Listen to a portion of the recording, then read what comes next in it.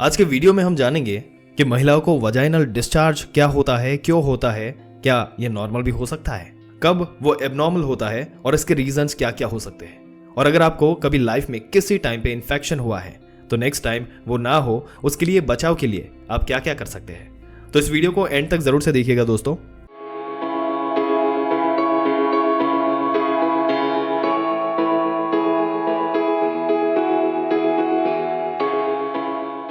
सबसे पहले बात करते हैं कि वजाइनल डिस्चार्ज क्या होता है। तो दोस्तों, वजाइनल डिस्चार्ज एक पदार्थ है, एक ऐसा लिक्विड या फिर चिपचिपा पदार्थ होता है जो वजाइना में से एक्सपेल आउट होता है।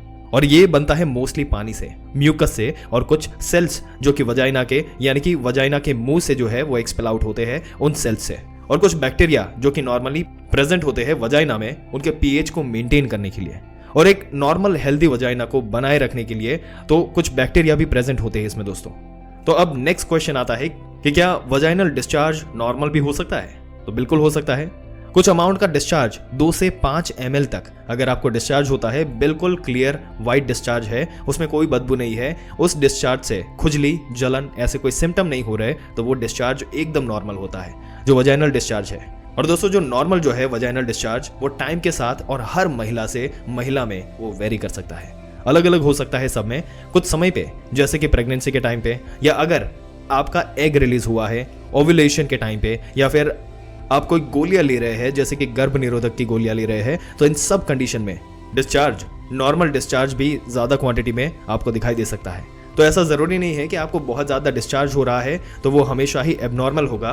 कुछ कंडीशंस ऐसी है जिसमें नॉर्मली भी वजाइनल डिस्चार्ज काफी बड़ी मात्रा में हो सकता है। अब बात करते हैं एबनॉर्मल वजाइनल डिस्चार्ज क्या होता है। वजाइनल डिस्चार्ज एबनॉर्मल तब होता है जब इसमें से कोई भी कंडीशन जो है वो प्रेजेंट हो, जैसे कि आपको डिस्चार्ज के साथ साथ नीचे हिस्से पे वजाइना के चारों तरफ रेडनेस हो रही है, खुजली चलती है, जलन होती है, कुछ भी अजीब तरीके की कोई स्मेल है, या फिर आपके डिस्चार्ज की जो चिपचिपाहट है वो चेंज हो गई है, थिक हो गई है, डिस्चार्ज आपका दही जैसा गाढ़ा हो गया, या फिर उसमें आपको झाग दिखाई देते हैं, ग्रीन कलर का, येलो कलर का, किसी भी तरह का कोई कलर में ऑल्टरेशन हुआ हो, या फिर आपको पेन रहता है वो निचले हिस्से में, या फिर आपको इंटरकोर्स के टाइम पे जलन होती है, आपके पार्टनर को कोई सिम्टम है, उनको भी अपने प्राइवेट पार्ट्स पे आपके साथ इंटरकोर्स करने के बाद जलन महसूस होती है या कट लग जाते हैं, तो डिस्चार्ज एबनॉर्मल हो सकता है। आपको डिस्चार्ज के साथ साथ कुछ फीवर भी डेवलप हो रहा है, या पेशाब में कोई प्रॉब्लम, या ऐसे पेशाब में जलन होना, पेशाब बार बार आना, ऐसे कोई सिम्टम डेवलप हो रहे हैं, ये सब इंडिकेट करते हैं आपका डिस्चार्ज जो है वो एबनॉर्मल डिस्चार्ज है। तो बात करते हैं एबनॉर्मल वजाइनल डिस्चार्ज के रीजंस क्या क्या हो सकते हैं। तो इसमें सबसे पहला आता है इन्फेक्शन। फीमेल रिप्रोडक्टिव ट्रैक्स में कहीं पर अगर इन्फेक्शन हुआ है तो आपको एबनॉर्मल डिस्चार्ज दिखाई दे सकता है। इसके अलावा आप जैसे कि आजकल बहुत बड़ा है टैम्पॉन्स यूज करते हैं, या फिर इंटरकोर्स के टाइम पे कॉन्डम यूज करते हैं, इन चीजों से आपकी बॉडी में एलर्जिक रिएक्शंस हो सकते हैं, जिसके चलते आपको डिस्चार्ज बाद में डेवलप हो सकता है। इसके अलावा आपने कुछ नए प्रोडक्ट यूज किए हैं, आपने अपना साबुन चेंज किया, या फिर कोई वजाइनल हाइजीन के लिए कोई प्रोडक्ट चेंज किया, तो उसके बाद अगर आपको डिस्चार्ज हो रहा है तो ये इंडिकेट करता है उस प्रोडक्ट को यूज करने से आपको एलर्जी हुई है। तो ये कुछ कॉमन रीजंस है वजाइनल डिस्चार्ज के होने के, लेकिन मोस्टली जो कॉमन होता है वो होता है इन्फेक्शन। अगला क्वेश्चन ये आता है दोस्तों कि क्या आप वजाइनल डिस्चार्ज को घर पे बैठकर ठीक कर सकते हैं? तो दोस्तों, जनरली प्रोफेशनल्स ये एडवाइज नहीं करेंगे। अब हमेशा अगर आपको कुछ भी एबनॉर्मल लगता है अपने डिस्चार्ज में, तो हमेशा अपने डॉक्टर के पास जाए, एक क्वालिफाइड गायनोकोलॉजिस्ट के पास जाइए, क्योंकि सारे डिस्चार्ज एक जैसे नहीं होते।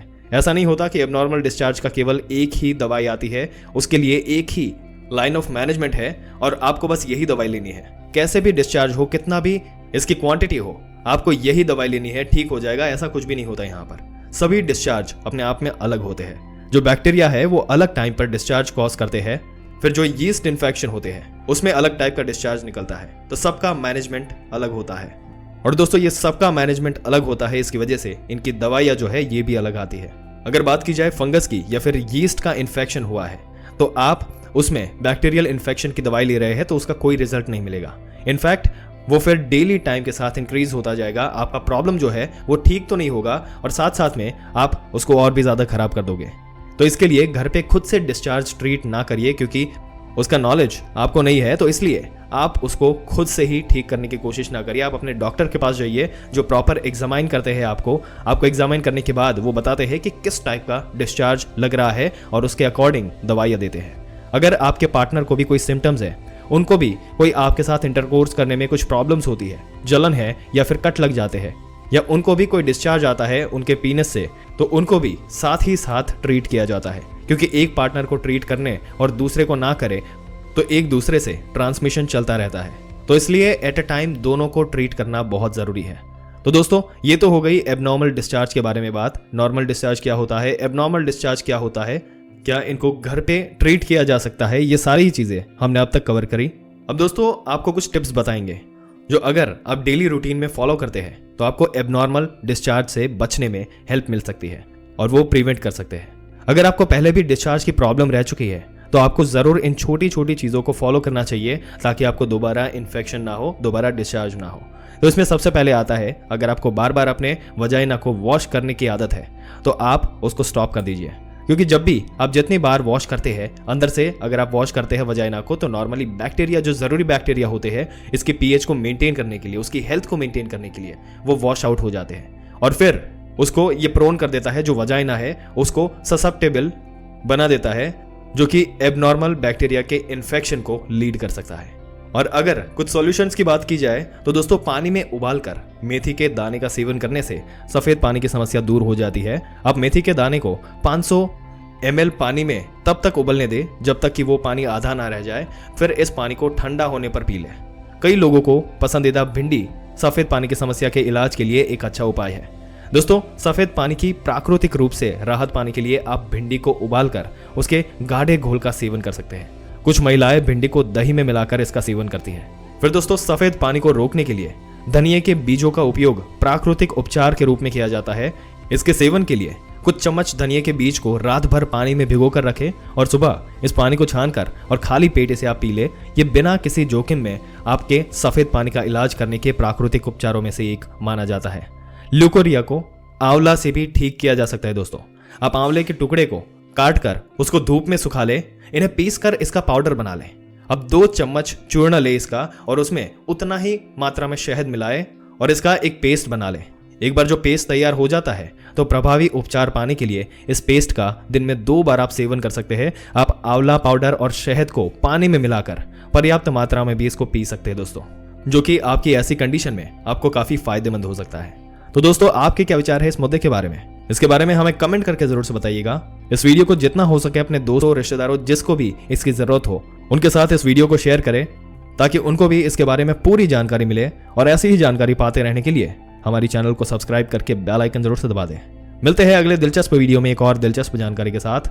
तब तक के लिए इस वीडियो में अंत तक बने रहने के लिए आपका दिल से धन्यवाद।